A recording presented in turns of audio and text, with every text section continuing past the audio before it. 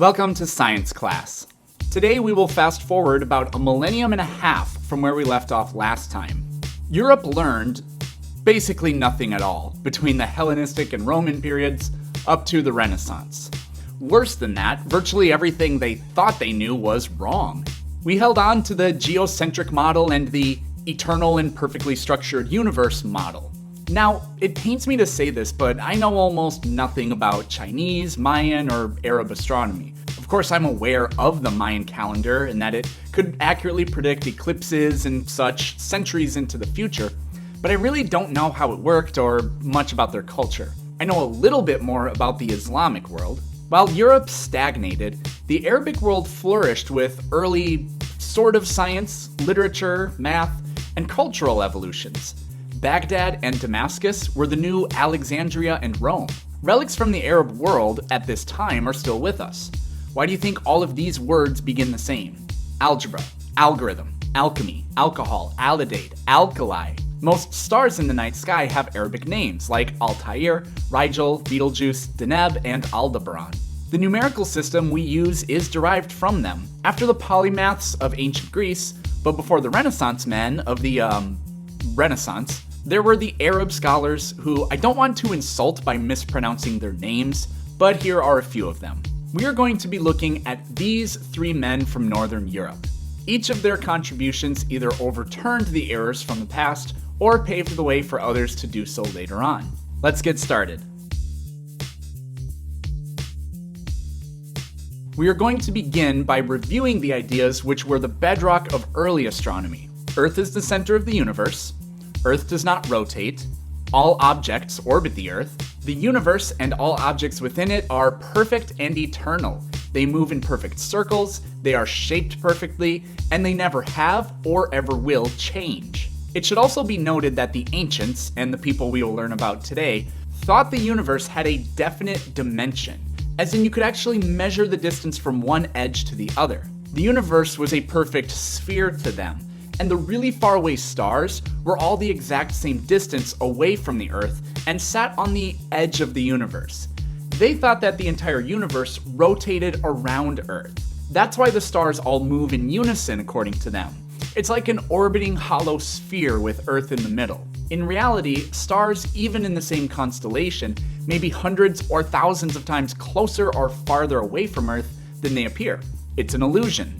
And the apparent rotating motion of stars at night is an illusion.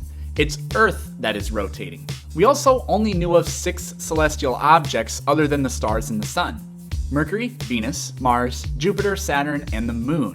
When you observe the planets with the naked eye, they look exactly just like other stars, only much brighter, and Mars is red. The planets change position every night in the sky, whereas the stars shift, but all in unison. Both of these illusions are caused by Earth orbiting the Sun and Earth's rotation and the movements of those planets themselves. The ancients also thought that planets were stars, just ones that can move independently. That's what planet means, wanderer. The Greeks and Romans also thought that the planets were actual sentient things, gods in fact. Okay, with that out of the way, let's introduce our first modern astronomer, Copernicus. Nicholas Copernicus was born in Torun, Poland, which was Prussia at the time. He was not only a mathematician, astronomer, physician, scholar, and economist, but he also held a doctoral degree in biblical canon law. We will profile 3 more European astronomers in the next video, and all 6 of these early modern astronomers were devoutly Christian. Their belief in a God and a universe created by God did not prevent them from accepting the reality of the universe we live in. They suspended their arrogance in believing Earth had to be the center of everything. Well, except for Tycho Brahe, but we will get to him later. Now, the name Copernicus is synonymous with one idea: the Earth orbits the Sun. Copernicus argued for a heliocentric universe by pointing out many of the flaws we discussed last time. Retrograde motion can now be solved by using a heliocentric model. The rotation of stars during the night is explained by Earth's rotation. The shifting of constellations observed at night is explained by Earth going around the Sun, and so on. He argued that Earth is tilted with respect to its plane of orbit as well. The universe, of course, is not heliocentric, but they could not have known that with the technology they possessed. Copernicus got other things wrong, some of which we can't blame him for, others we can probably nitpick a little bit. Copernicus thought that all stars were at fixed points an equal distance away from the sun, which is how they appear to a naked eye observer.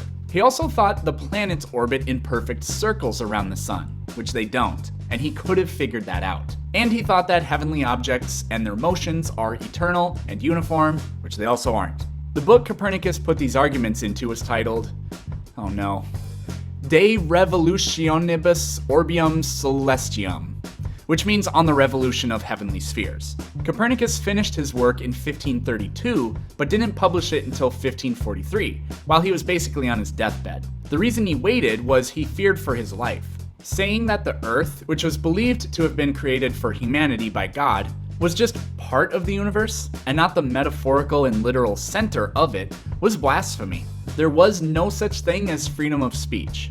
If you contradicted the good word, the penalties were severe. The Protestant Reformation was in its heyday in the time of Copernicus. Martin Luther died only 3 years after Copernicus and the publication of De Rev. So these were pretty turbulent times. It's a good thing that we remember Copernicus and that he is famous because his work was treated so unfairly. Ptolemy's Almagest had been the definitive work on astronomy for centuries. The night sky was how we determined what day it was, and Ptolemy's book was almost perfect. This was derived from the work of Hipparchus, but Ptolemy's book also tried to nail down the length of the solar year, but it was still off by around 6 minutes. By 1582, those 6 minutes per year had added up to 10 full days. The church wanted to celebrate their holidays, like Easter, at the same time they had centuries earlier, in the earliest days of Catholicism. Pope Gregory VIII commissioned for this error to be fixed.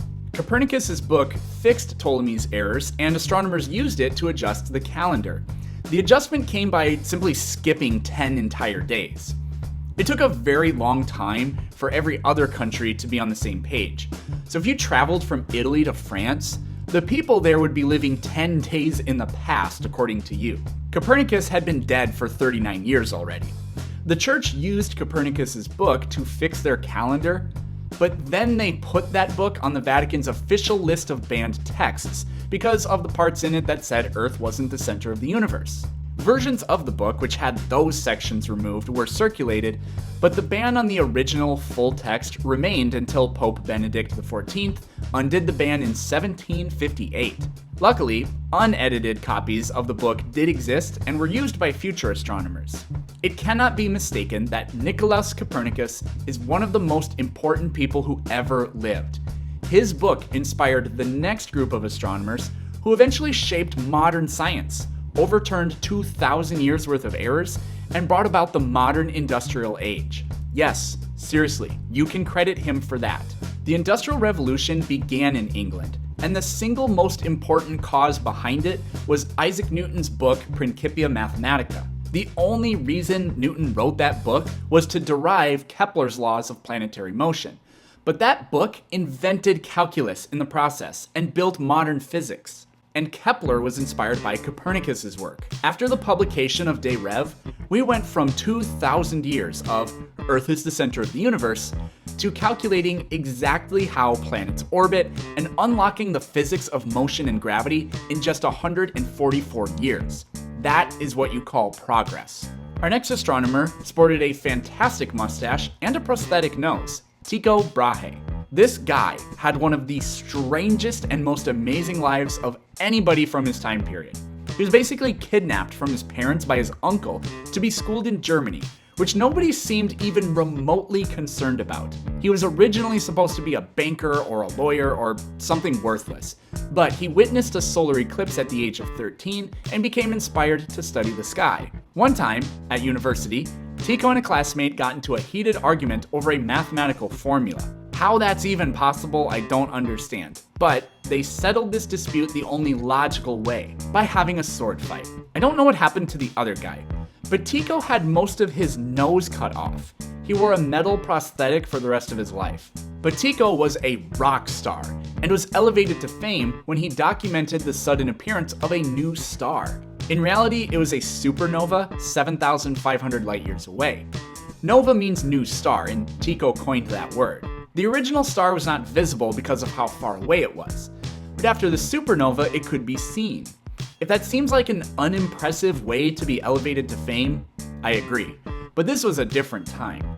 Remember, one of the core beliefs about the universe was that everything in the night sky was perfect, eternal, and unchanging. Other people saw this sudden bright object in the sky, but Tycho proved it was a star far away and not a mysterious glowing object closer to Earth than the moon, which was the original explanation. This discovery was the equivalent of the way Einstein revolutionized all of physics. The prevailing idea was the universe is eternal and unchanging. Tycho revealed to us, nope, apparently things can change. The King of Denmark offered Tycho an astronomy position. He actually built Tycho his own fortress and castle. Not a gigantic one, but it was on his own private island. He even had his own printing press. Tycho was more well-suited than any astronomer had ever been. Tycho remained rich and famous for a very long time, and used his funds to build the most technologically advanced astronomical equipment of the time. He had sextants and quadrants the sizes of rooms, built to study the night sky. But of all the tools you'd think an astronomer would have, he lacked the only one that usually comes to mind, the telescope. Telescopes existed, but nobody thought of pointing one at the sky. They were used exclusively by merchant and naval ships to spy on other ships. So why was Tycho such a famous astronomer while Copernicus's work was treated so terribly after his death? Tycho avoided being controversial by reaching a bizarre conclusion. According to Tycho Brahe, the planets orbit the sun, but the moon and the sun orbit the Earth. Yeah, seriously. Tycho could not shake off his faith and Aristotelianism, so instead he hybridized it with Copernicus's work, which we know for sure Tycho read and used to guide his study. Tycho got exiled from Denmark by making the king angry, somehow, but he was so valuable that he was immediately offered to be the official imperial astronomer in Prague. While there, Tycho had a student who just so happened to be Johannes Kepler, who disagreed with Tycho's explanation about the structure of the universe. They didn't get into any sword fights, though. This has nothing to do with anything, but the demise of Tycho Brahe and his moose has to be told. Tycho had a pet moose, for some reason, and Tycho liked to have parties. They got this moose drunk off of ale, and it fell down a flight of stairs and was killed. Tycho himself died from partying. He died of a bladder infection, which he got because he drank too much at a party, but refused to leave to urinate because it would be impolite. So, we end today with Johannes Kepler.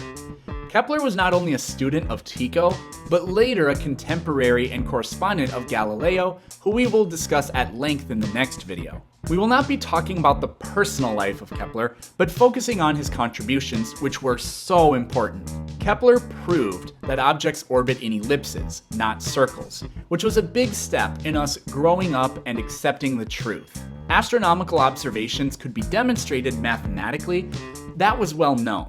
But those mathematical demonstrations were not considered to be real physics.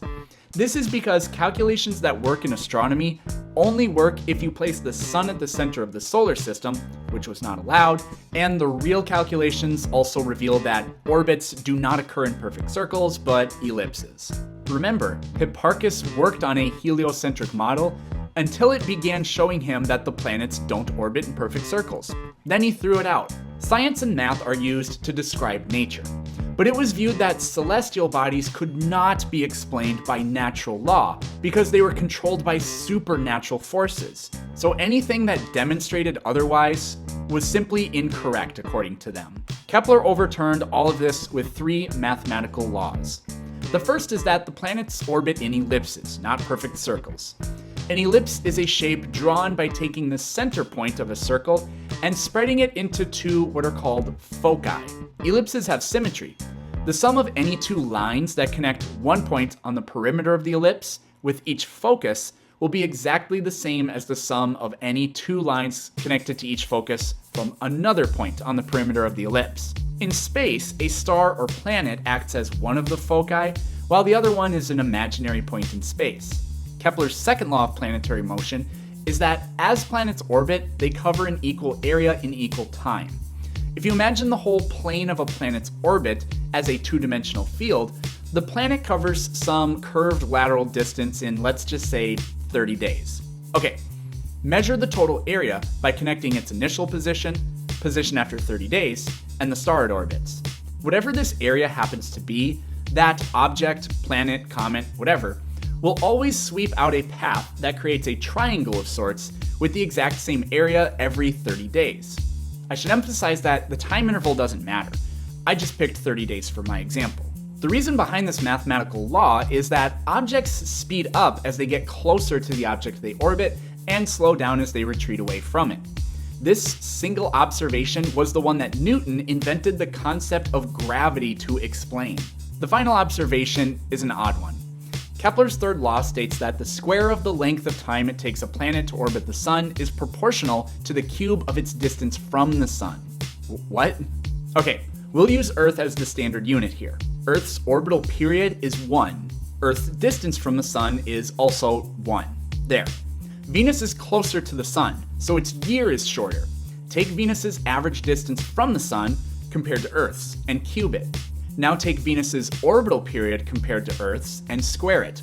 Voila, they're equal. Well, they're close. The planets' orbits are influenced by the gravity of the other planets, but the values are still very close to the theoretical value. These three laws demonstrate that the governing forces controlling celestial objects can be known. We don't need a supernatural explanation, and physics can explain the universe. The force controlling them is gravity, or the curvature of space-time, I guess, but we'll just say gravity. Kepler never figured out why the planets orbit the way they do. In science, laws are verbal or mathematical statements. Theories explain laws. So the theory of gravity explains Kepler's laws. Johannes Kepler was never really elevated to a very high level in his lifetime. After his death, though, his major book became the standard astronomy textbook throughout all of Europe, which is a good thing because, as I have stated, and we will profile in the next video, Isaac Newton took Kepler's observations, invented the concept of gravity, invented calculus, and sparked the Industrial Revolution just by looking at those observations. And in the next video, we will be discussing Isaac Newton, Galileo Galilei, and Giordano Bruno. Thanks for watching.